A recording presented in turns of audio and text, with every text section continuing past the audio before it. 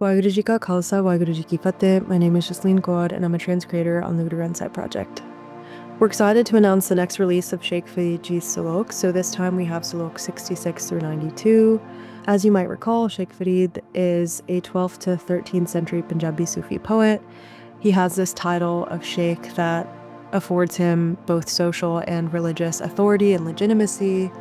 And in these Saloks, he explores these ideas around reflecting on the time that he spent as a sort of devotee of Ikonkar.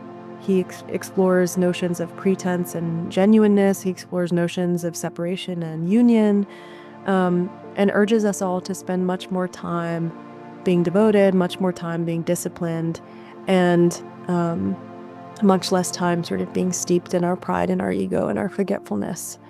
So I wanted to talk again about the theme of separation and union that's come so many times in these Saloks.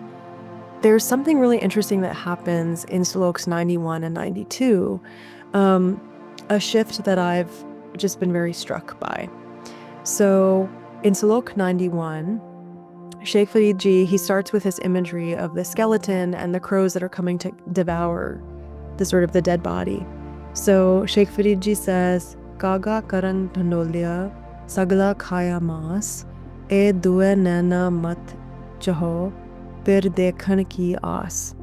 So the crows have scoured the skeleton, they've eaten all the flesh. O crows, do not touch these two eyes. There is still hope of seeing the beloved. I've always been struck by this Salok. I think the imagery is so beautiful. I think it's so moving in its sort of simplicity and vulnerability. The ask that Sheikh Farid Ji has for the birds that are coming to devour his body. In this state of reflection that Sheikh Farid Ji is taking us through, as the body is skeletal and withering away, so much so that death itself is descending upon it, he still remains in this state of utter longing. He still asks the crows to spare his eyes. He still asks for a kind of mercy because he still wants to, quote unquote, see the beloved, the divine, Ikonkar.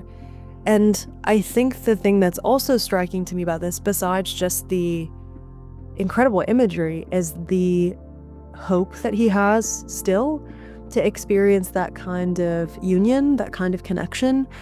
And this hope feels quite radical because it's a conviction, if you ask me, as I've reflected on this, it's a conviction that only those lovers of the beloved can really have because they're so confident in their relationship, they're so confident in the intimacy of that relationship, and they know that there's still time and still hope. There's not the kind of maybe pitying way of thinking about their separation. There's actually something really brave and vulnerable and loving in having a kind of conviction, even at the very end. And if I take that to my own life, I think a lot about the ways that I tend to second guess my own relationship with Ikonkar, the ways that I tend to tell myself that I haven't done enough, or I haven't practiced devotion with enough effort or with enough discipline. And so how dare I seek connection, or how dare I hope for connection? And there's a weird way that maybe we convince ourselves out of that hope, or a weird way that we convince ourselves that it might be too late for us.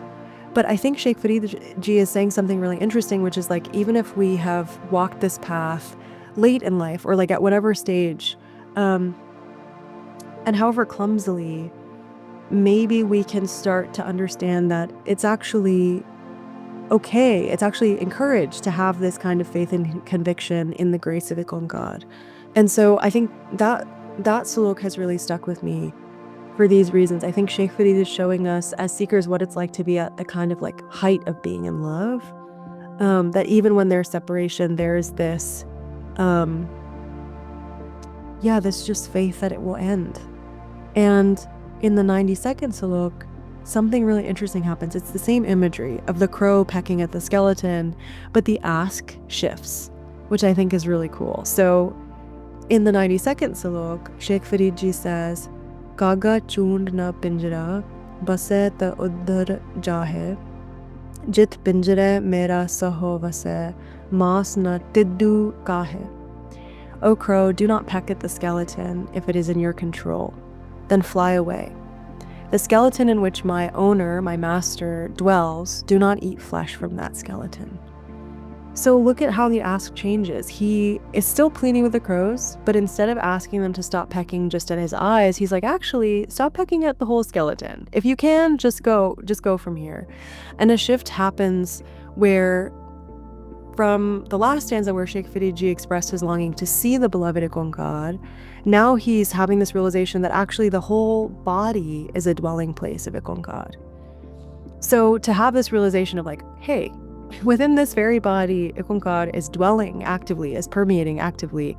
That too is such a radical thing to not just know logically, but to actually feel.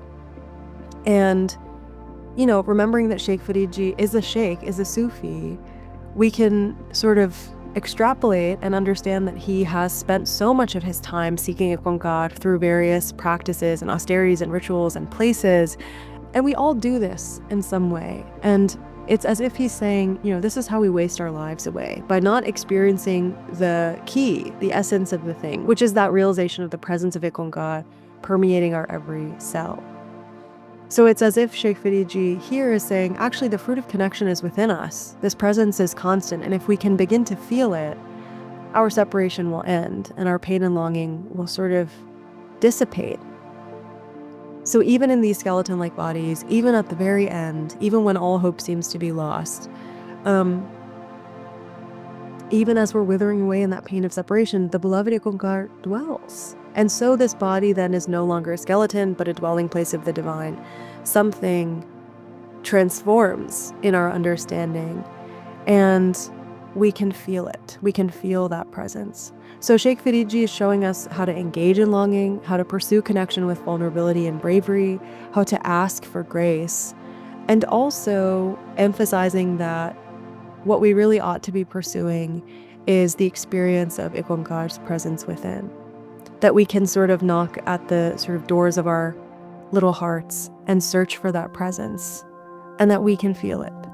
So I encourage you to spend some time with these saloks. There's commentaries, translations, and transcriptions and footnotes, as always, for you to explore and reflect on what it would look like for you to turn inward, to find that door of your heart and to start knocking, and to keep asking for grace, keep asking for connection, no matter how you're walking this path, how it might make you waver, and how hopeless it sometimes feels. There's a hope here that I think is really beautiful. Waheguru Ji Ka Khalsa, Waheguru Ji Ki Fateh.